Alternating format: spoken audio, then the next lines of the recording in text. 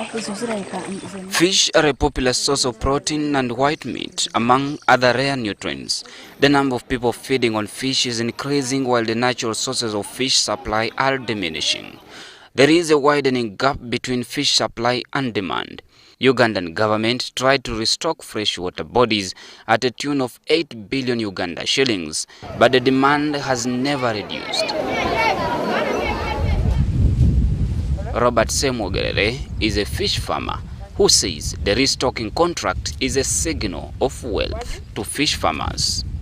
This contract did not stop.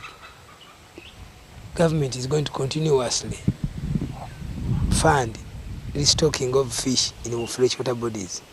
So, if you are in the fish project, fish farming, you are into the right business.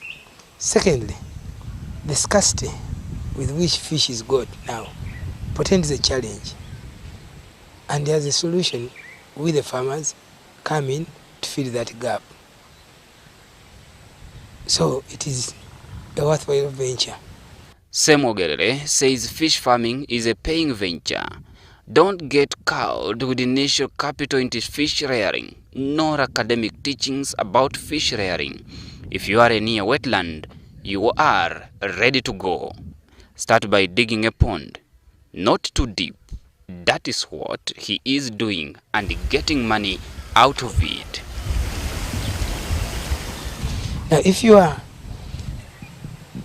an ordinary farmer, not a very rich farmer, if you go into a very deep pond, you will not be able to harvest it in it.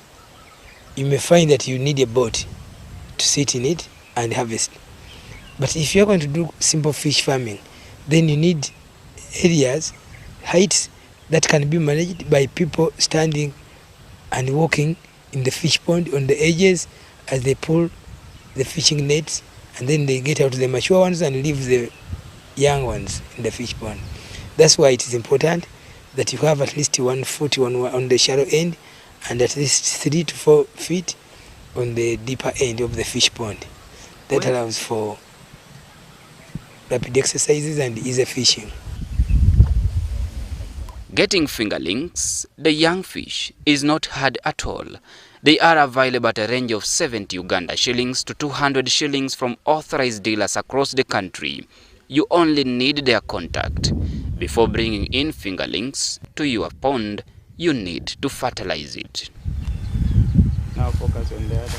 It allows for growth and multiplication of foodstuffs, natural foodstuffs like worms, like a small micro bacteria or micro insects that we may not see easily with our eyes, but the fish will see.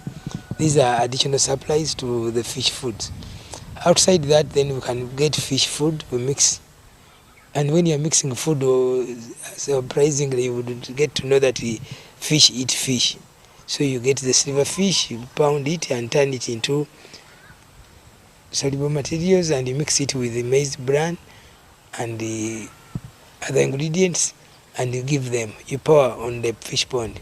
If you don't want to do that, and you want to be sure that whatever has been produced is going to be eaten, not going to disappear away, you can decide to do your ingredients, the fish, the maize bran or maize flour, the soya bean, the salt.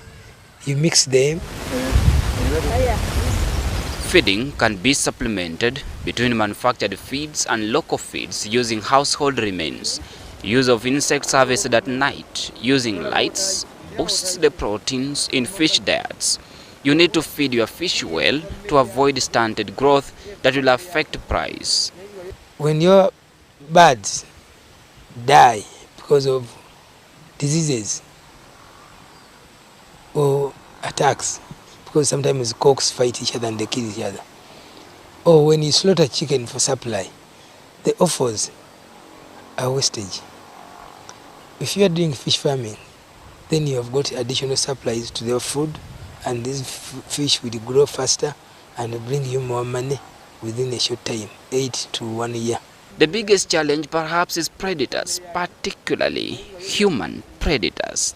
But for snakes and frogs, using boiled eggs placed around the pond plays a good role as natural poison to snakes, as they can't digest boiled eggs once swallowed.